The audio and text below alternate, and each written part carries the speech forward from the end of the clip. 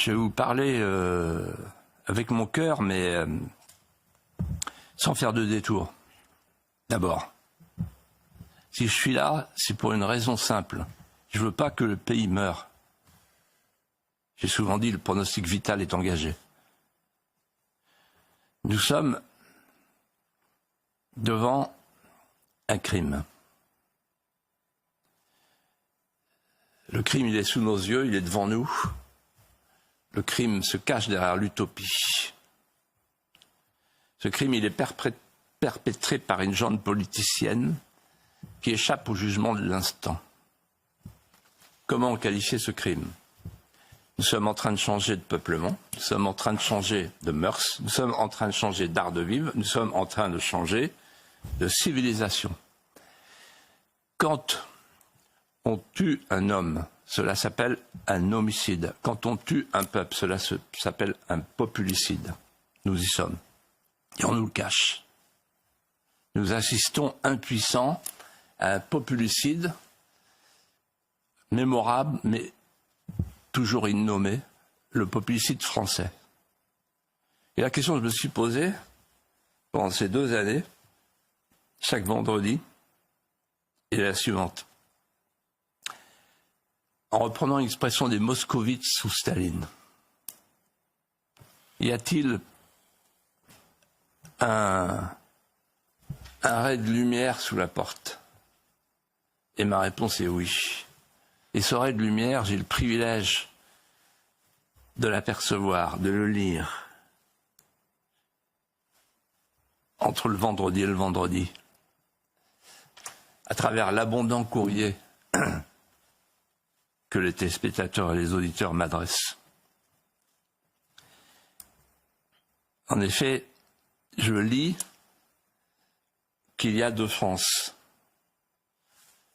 La France qui, volée fermée, est entrée en dormition, et la France de l'aurore qui se lève, luciole à la main, et qui ouvre un chemin de lumière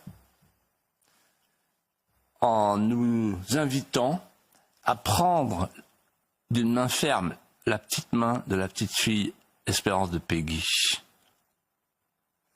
Alors oui, après l'ode aux Français de souche, après l'ode aux Français de désir, j'ai envie de m'adresser à ce Français-là, le Français éclaireur.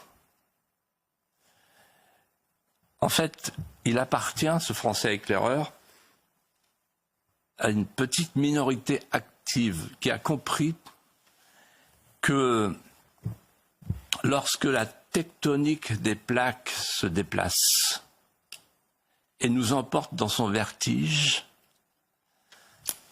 il suffit d'un doigt, d'un petit doigt, d'un seul doigt pour faire levier. Il suffit d'un doigt pour déplacer des bouts de France.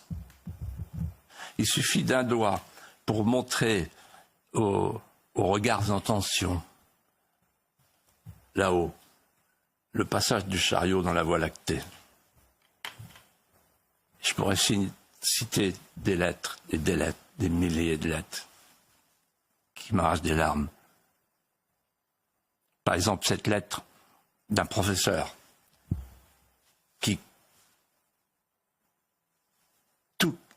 qui a tout quitté et qui crée son école. On y trouve la levée des couleurs, l'uniforme, l'exigence, l'excellence. Et il m'écrit seulement avec les mots de Victor Hugo, j'ai voulu faire fabriquer des têtes épiques. Et moi j'ai pensé, et je lui ai répondu, la France a besoin de héros. En fait, chaque lettre est une manière française de disposition de l'esprit et du cœur, singulière dans notre pays. Je dis ça parce que je pense à cette lettre si simple d'une aide-soignante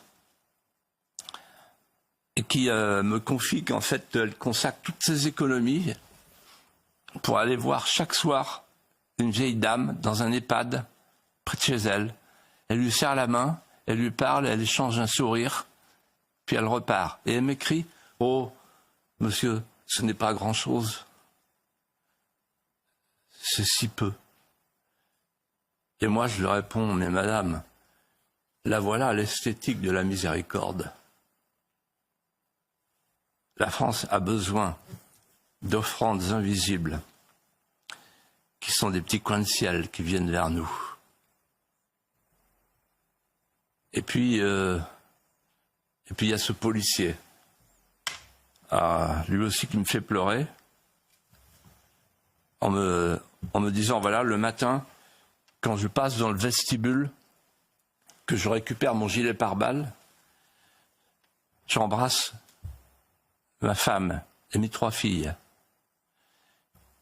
Et je leur dis en partant, sans me retourner, à ce soir, mes chéris.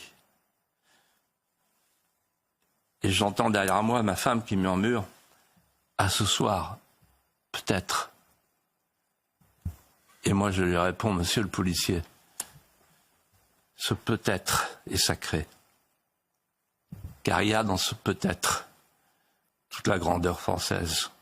Il y a le sacrifice consenti par une femme, par une famille, pour plus grand que soi. Il y a l'impôt du sang, il y a l'oblation française. La France a besoin de ces hommes qui portent la livrée des hautes préoccupations. Et puis il y a cette lettre précieuse de mon cher Institut Curie qui soigne et qui guérit. Cette lettre d'une équipe de chercheurs qui vient de créer une molécule miracle pour éliminer les cellules métastatiques.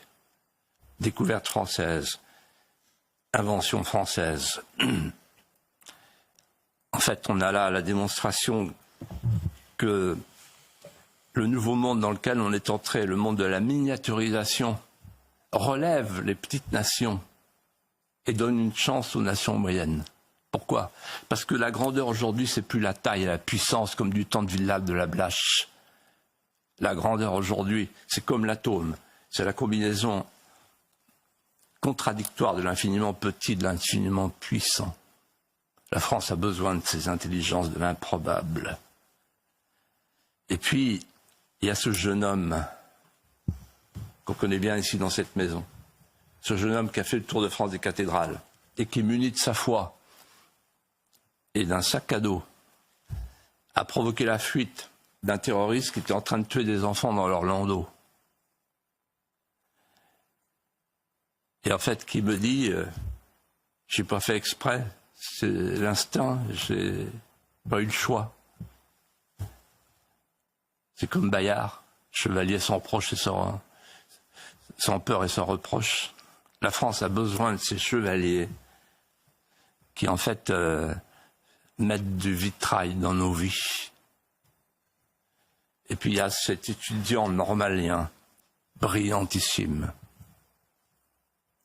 qui chante le Veni Creator et qui m'écrit, après 3 jours de marche, il est accablé, épuisé, harassé. C'est la première fois qu'il fait ce pèlerinage. Et il m'écrit, j'ai compris pour la première fois ce que vous avez dit un jour dans un de vos livres, que le mot France rime avec le mot souffrance. Et moi je dis ceci, la France a besoin de ces pénitents qui mettent du reposoir dans leur vie, et aussi dans la nôtre. Et puis il y a cette lettre si touchante d'un Chartreux, retiré dans sa montagne, qui écrit d'une plume tremblante